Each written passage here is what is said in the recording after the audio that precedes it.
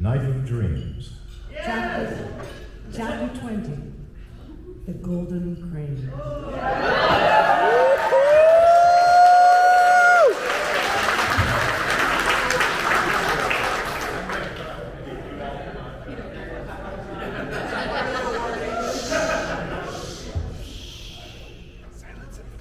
Only a few hours past midday, less than half a dozen tables were occupied in the large common room of the Queen's Lance. Most of the well-dressed men and women, with clerks and bodyguards standing attentively behind them, were there to buy or sell ice peppers, which grew well in the foothills of the landward side of the Bannacan Mountains, called the Sea Wall by many in Sardinia. While in Aldragaran had no interest in peppers, the Sea Wall had other crops, and richer. "My final price," he said, waving a hand over the table. Every finger bore a jeweled ring, not large stones, but fine. A man who sold gems should advertise. He traded in other things as well, furs, rare woods for cabinet makers, finely made swords and armor, occasionally other things that offered a good return. But gems brought in the greater part of his profit in any year. "I'll come no lower." The table was covered with a piece of black velvet, the better to show off a good portion of his stock. Emeralds, fire drops, sapphires, and best of all, diamonds. Several of those were large enough to interest a ruler, and none was small. None held a flaw either. He was known throughout the borderlands for his flawless stones. Accept it, or someone else will. The younger of the two dark-eyed Ilianas across from him, a clean-shaven fellow named Pavel Geronius, opened his mouth angrily, but the older, Georg Damantanus, his gray-streaked beard practically quivering, laid a fat hand on Geronius's arm and gave him a horrified look. Aldragaran made no attempt to conceal his smile, showing a tooth.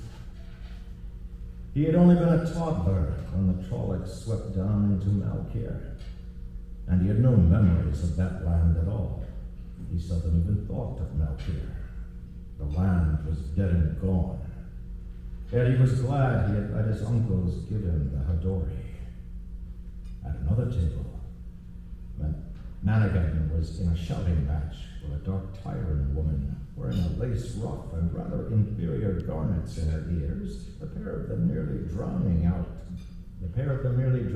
the young woman playing the hammered dulcimer on the low platform beside one of the tall stone fireplaces. That lean young man had refused the Hadori, as had Goranellan, who was near Aldragaran's age. Goranellan was bargaining hard with a pair of olive-skinned Altarans, one of whom had a nice ruby in his left ear, and there was sweat on Goranellan's forehead. No one shouted at a man who wore the Hadori and a sword, as Aldragaran did, and they tried to avoid making him sweat. Such men carried a reputation for sudden, unpredictable violence. If he had seldom been forced to use the sword at his hip, it was widely known that he could and would. "I do accept, Master Aldragaran," Damantanus said, giving his companion a sidelong stare. Not noticing, Geronius bared his teeth in what he probably hoped Aldragaran would take for a smile. Aldragaran let it pass. He was a merchant, after all. A reputation is a fine thing when it enhanced your bargaining power. But only a fool went looking for fights. The Iliana's clerk, a weedy, graying fellow, and also Iliana, unlocked their iron-strapped coin box under the watchful eye of their two bodyguards, bulky men with those odd beards that left the upper lip bare in leather coats sewn with steel discs. Each carried a sword and stout cudgel at his belt. Aldragaran had a clerk at his own back, a hard-eyed Saldaean, who did not know one end of a sword from the other, but he never used bodyguards. Guards on his premises, to be sure, premises, to be sure, but not bodyguards. That only added its bit to his reputation. And of course, he had no need of them. Once Don Thomas had endorsed 2 letters of rights and passed over 3 leather purses packed with gold, El Driver counted the coins, but did not bother weighing them. Some of those thick crowns from 10 different lands would be lighter than others, yet he was willing to accept the inevitable loss. The Illianers carefully gathered up the stones, sorting them into wash leather purses that went into the coin box. He offered them more wine, but the stout man declined politely, and they departed with the bodyguards carrying the iron-strapped box between them. How they were to protect anything burdened so, was beyond him. Kayakun was far from a lawless town, but there were more footpads abroad than usual of late. More footpads, more murderers, more arsonists, more of every sort of crime, not to mention madness of the sort a man just did not want to think on. Still, the gems were the Illianers' concern now. Ruthon had Aldrigeren's coin box open. A pair of bearers were waiting outside to carry it, but he sat staring at the letters of rights and purses, half again what he had expected to get. Light coins from Altara and Mirandi, or no light coins, at least half again. This would be his most profitable year ever, and all due to Geronius letting his anger show. Don Antonis had been afraid to bargain further after that. A wonderful thing, reputation. Master Aldrigeren, a woman said, leaning on the table. You were pointed out to me as a merchant with a wide correspondence by pigeon. He noticed her jewelry first, of course, a matter of habit. The slim golden belt and long necklace were set with very good rubies, as was one of her bracelets, along with some pale green and blue stones he did not recognize and so dismissed as worthless. The golden bracelet on her left wrist, an odd affair linked to 4 finger rings by flat chains, and the whole intricately engraved, held no stones, but her remaining 2 bracelets were set with fine sapphires and more of the green stones. 2 of the rings on her right hand held those green stones, but the other 2 held particularly fine sapphires, particularly fine. Then he realized she wore a 5th ring on that hand, stuck against one of the a golden serpent biting its own tail.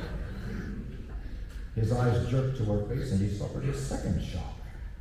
Her face, framed by the hood of her cloak, was very young, but she wore the ring, and few were foolish enough to do that without the right.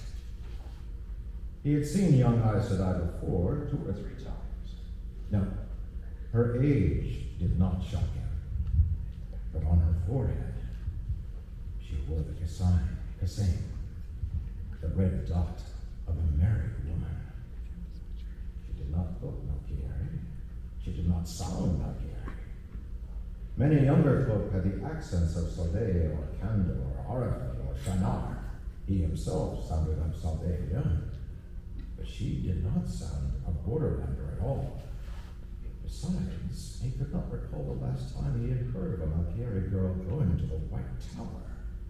The tower had failed Malkier in need, and the Malkieri had turned their backs on the tower. Still, he stood hurriedly. With Aes Sedai, courtesy was always wise. Her dark eyes held heat. Yes, courtesy was wise. How may I help you, Aes Sedai? You wish me to send a message for you via my pigeons? It will be my pleasure. It was also wise to grant Aes Sedai any favors they asked, and a pigeon was a small favor. A message to each merchant you correspond with. Tarmangaiden is coming soon. He shrugged uneasily. That has nothing to do with me, I said. I am a merchant. She was asking for a good many pigeons. He corresponded with merchants as far away as Shinar. But I will send your message. He would, too. However many birds it required. Only stone-blind idiots failed to keep promises to Aes Sedai. Besides which, he wanted rid of her under talk of the last battle. Do you recognize this? She said, fishing a leather cord from the neck of her dress. His breath caught, and he stretched out a hand, brushed a finger across the heavy gold signet ring on the cord. Across the crane in flight. How had she come by this? Under the light, how? I recognize it, he told her, his voice suddenly hoarse. My name is Nynaeve Tielmira Mandragoran. The message I want sent is this. My husband rides from World's End toward Tarwin's Gap, toward Tarman Gaiden. Will he ride alone? He trembled. He did not know whether he was laughing or crying. Perhaps both. She was his wife? I will send your message, my lady. But it has nothing to do with me. I am a merchant. Malkier is dead. Dead, I tell you. The heat in her eyes seemed to intensify, and she gripped her long, thick braid with one hand.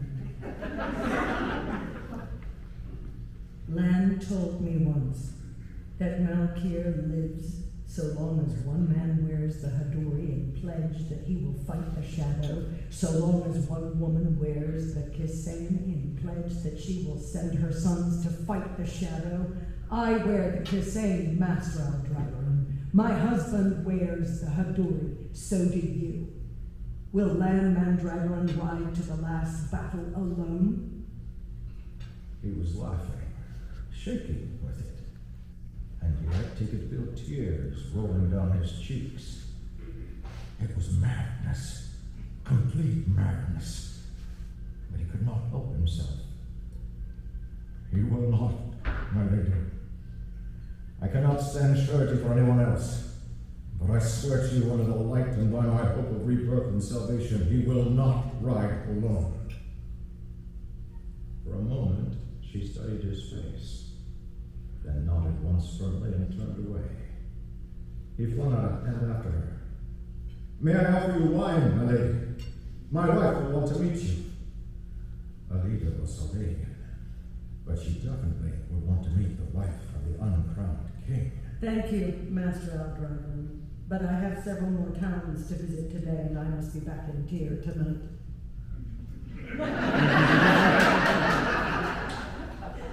He blinked at her back as she glided toward the door, gathering her cloak.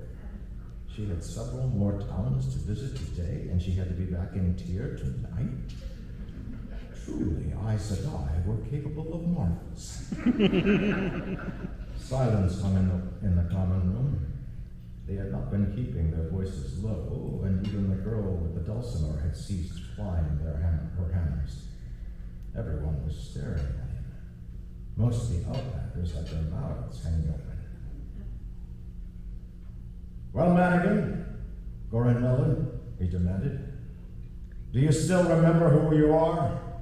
Do you remember your blood? Who rides with me for Tarwin's Gap? For a moment, he thought neither man would speak. But then Goran Mellon was on his feet, tears glistening in his eyes. The golden crane flies for Tarman Gaiden, he said softly. The golden crane flies for Tarman Gaiden, Madigan shouted, leaping up so fast he overturned his chair. Laughing, Aldragoran joined them, all three shouting at the top of their lungs.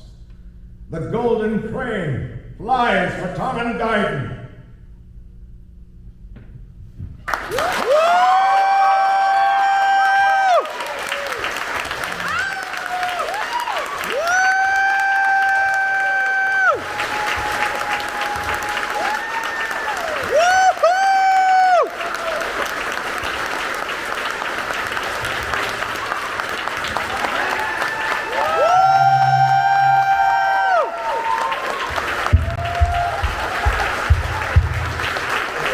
Raise your hand if you teared up a little bit. Thank you so much. That was awesome. Woo!